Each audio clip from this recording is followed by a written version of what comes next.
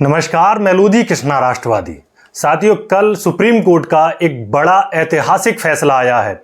7 जजों की बेंच ने यह फैसला किया है कि एससी और एसटी में अब क्रीमी लेयर लाया जाएगा और उसका वर्गीकरण होगा। साथियों, ये जो फैसला आया है उसके बाद में ये फैसला क्यों आया, लगातार इस बात की चर्चा क्यों होती रही। आपने कभी सुना होगा और देखा होगा अपने कानों से कि चौराहों पर और चाय की टपरियों पर लगातार ये चर्चा चलती रहती है कि जो आरक्षण है, जिन्होंने आरक्षण पा लिया है वो ऑफिसर बन चुके हैं और बड़े बड़े पदों पर जा चुके हैं, तो उनको अब आरक्षण का लाभ छोड़ देना चाहिए, यानी उनको अब आरक्षण नहीं लेना चाहिए। लगातार चर्चा बनी रहती है और तब से जब से आरक्षण लागू हुआ है तो समाज में एक विष घोला गया है कि पूरी जो देश की जो तरक्की है उस तरक्की ना होने का कारण आरक्षण ही है। आरक्षण के कारण ही आज हमारा देश विकसित नहीं हुआ, यानी विकासशील देश है।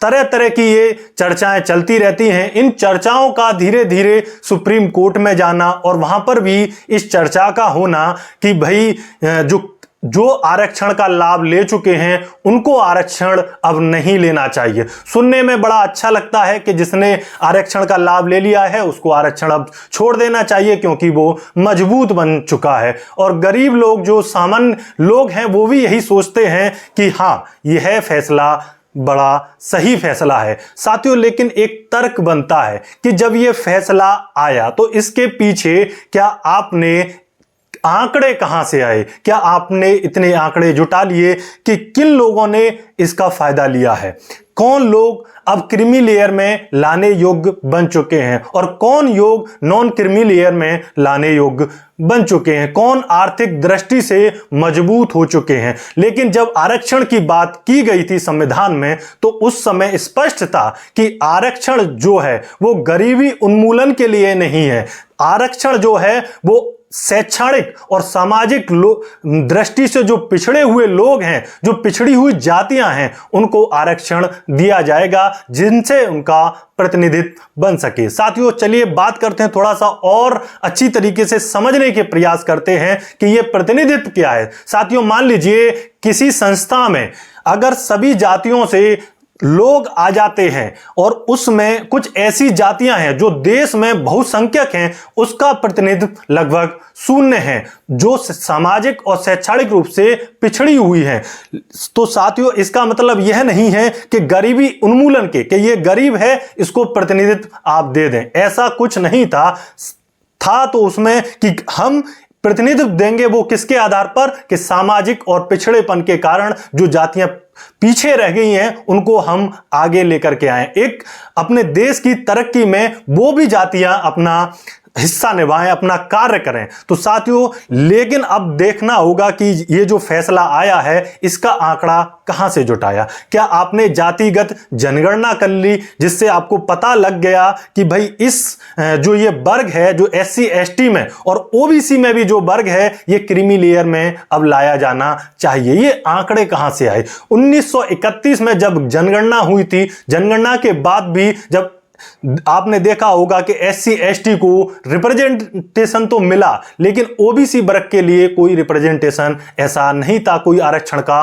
प्रावधान नहीं था। उस समय फिर एक कमीशन बना, मंडल कमीशन रिपोर्ट, उसके बाद में 1980 के करीब इस रिपोर्ट को सौंपा गया और बीपी सिंह की सरकार में मंडल कमीशन आयोग लागू किया गया। साथियों, मंडल कमीशन की जब रिपोर्ट को लागू की गई तो उसमें रोजगार और शिक्षा में जो सामाजिक और शैक्षणिक रूप से जो पिछड़ी हुई 3743 जातियां हैं उनको 52% उनकी संख्या है और उनको 27% हमें उनको हिस्सेदारी देनी होगी। लेकिन बात करें, क्या आपको लगता है कि जब मंडल कमीशन रिपोर्ट लागू हो गई तो उसके बाद में आज अगर बात करें केंद्रीय विश्वविद्यालयों की, सुप्रीम कोर्ट की या कार्यपालिका या न्यायपालिका में, तो क्या आपको लगता है कि 27% जो 52% होना चाहिए समाज, क्या वो 27% पहुंच चुका है क्या? तो साथियों, ऐसे तर्क जो ये गड़े हैं जज साहब ने, और ये जो आप देखेंगे कि जो चाय की टपरियों पर जो चर्चाएं होती थी, जो चौराहों पर चर्चाएं होती थी, अब यदि वो सुप्रीम कोर्ट में, बड़े न्यायालय में अगर इनकी चर्चाएं होने लगे तो सोचिए साथियों देश किस दिशा में जा रहा है। साथियों आपने जब आंकड़ा ही नहीं जुटाया, ऐसे ही आपने देखा होगा कि रोहिणी आयोग की भी बड़ी चर्चा है, क्योंकि जो ओबीसी में भी जो आरक्षण मिला हुआ है उसमें भी OBC 1, OBC 2, OBC 3, OBC 4 इस प्रकार से बांटा जाएगा। लेकिन ये बांटा जो जाएगा, ठीक है साथियों आप बांटिए, लेकिन सबसे पहले आप जातिगत जनगणना कराइए, आप आंकड़े प्राप्त कीजिए कि कौन लोग हैं जो OBC 1 में लाए जाएं, कौन OBC 2 में लाए जाएं, कौन OBC 3 में लाए जाएं, या ऐसे ही कौन SC में क्रीमी लेयर में या ST में क्रीमी लेयर में लाए जाएं, कौन नॉन क्रीमी लेयर में लाए जाएं। तो ये कैसे पता चलेगा जब आपके पास आंकड़ा ही नहीं है? तो बिना आंकड़े के आधार पर कैसे तय करेंगे? तो यदि आपने ये फैसला लिया है तो तुरंत आपको यह भी फैसला लिया जाना चाहिए कि जातिगत जनगणना अब इसी साल 2024 में या 2025 में होगी, और उसके बाद में ये creamy layer, non creamy layer या OBC में भी जो OBC 1, OBC 2, OBC 3, OBC 4 ये लागू किए जाएंगे। तब तक तो समझ में आता है, तब हो सकता है जो आखिरी पायदान पर जो व्यक्ति है, जिसको अभी भी आरक्षण का लाभ नहीं मिला है, जो अभी भी पिछड़ा हुआ है, तो कम से कम उसको आरक्षण मिल सके। हम भी इसके फेवर में हैं कि उसको यह फायदा मिलना चाहिए और उनको नहीं मिलना चाहिए जो कम से कम जो आरक्षण से फायदा ले चुके हैं। लेकिन सबसे पहले आप आंकड़ा तो लाइए, और आंकड़ा लाइए, फिर इस फैसले को लिया जाना चाहिए। लेकिन साथियों आप देखना होगा कि ये जो फैसला आया है, 7 जजों की बैठक ने, जजों की बेंच ने जो ये फैसला सुनाया है, उसका देश पर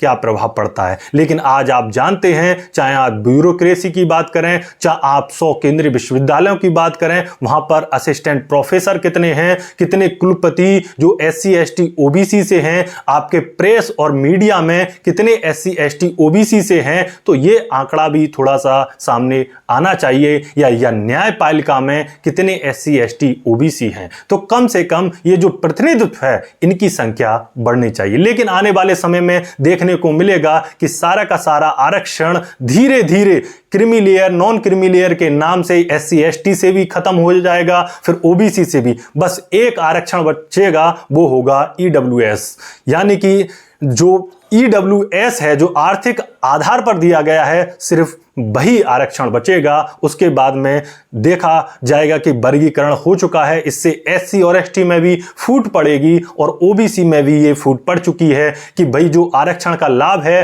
वो यादव ले चुका है, कुर्मी ले चुका है, कोयरी ले चुका है, बर्मा ले चुका है, लेकिन अन्य जातियां जो हैं अभी भी इसका लाभ नहीं ले पाई हैं, इसलिए उनको मुख्य धारा में जोड़ा जाए। लेकिन ये तय कैसे होगा? मैं बार बार पे यही बात कह रहा हूं, ये तय कैसे होगा? ये तय तब होगा जब हम एक बार जातिगत जनगणना कराएं, और जातिगत जनगणना से जो आंकड़े आए उसके आधार पर हम जो फैसले हैं उनको लागू करें। लेकिन बिना उसके इस प्रकार से फैसला लिया जाना कहीं ना कहीं देखा जाए तो तथ्यपूर्ण और तर्कपूर्ण नहीं है, लेकिन फैसला आ चुका है। साथियों आपकी इस पर प्रतिक्रिया क्या है, और आप भी इस मैटर के बारे में पूरा पढ़ें, समझें, और उसके बाद में अभी और भी इस पर वीडियो आने वाली हैं और आप भी इस पर चर्चा करें। कमेंट बॉक्स में जरूर अपना प्रतिक्रिया दें और इसको अधिक से अधिक पढ़ें और समझें कि ये है क्या है और क्यों ऐसी चीजें लाई जा रही हैं। क्या SC ST OBC के ये चीजें फेवर में हैं या फिर उसके विरुद्ध काम करेंगी। साथियों इस वीडियो में इतना ही, बने रहिए, आगे भी बने रहिए और चैनल को सब्सक्राइब कीजिए, वीडियो को शेयर कीजिए। जय हिंद।